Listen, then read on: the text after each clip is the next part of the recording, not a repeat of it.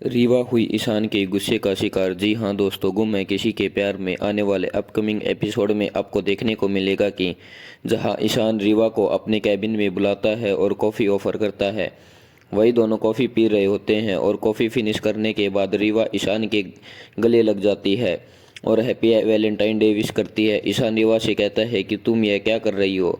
तभी रीवा कहती है कि तुम तो ऐसे रिएक्ट कर रहे हो जैसे मैं कभी तुम्हारे गले ही नहीं लगी। तुम्ही ने तो कहा था कि सभी कुछ दिनों के लिए तुम्हारी पत्नी है, जब उसकी ताईजी ठीक हो जाएगी तो वह वापस चली जाएगी और वापस से हम दोनों की ज़िंदगी एक हो सकती है और हम दोनों एक हो सकते हैं।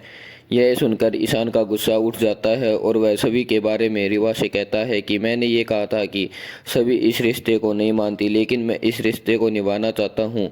और मैंने ये नहीं कहा कि सभी के जाने के बाद मैं तुमसे शादी कर लूँगा। सभी ही मेरी पत्नी है और रहेगी, चाहे वो इस रिश्ते को माने या ना माने। मैंने भगवान के सामने अग्नि को साक्षी मानकर सभी से शादी की थी और वही मेरी पत्नी रहेगी। इस गलतफहमी में रीवा तुम मत रहो कि तुम वापिस से मेरी पत्नी बन सकती हो। तुम मेरी दोस्त हो और दोस्त ही रहो।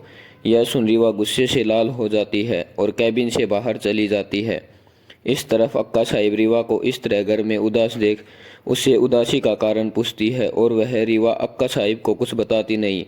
दूसरी तरफ स्मिता जब सभी को गले लगाती है तो उसे बहुत खुशी होती है और वह सोचती है कि चलो, इस घर में कोई तो है जिसे देखकर स्मिता खुश हो सकती है। वह सभी अपने कमरे में जाकर दुखी हो जाती है।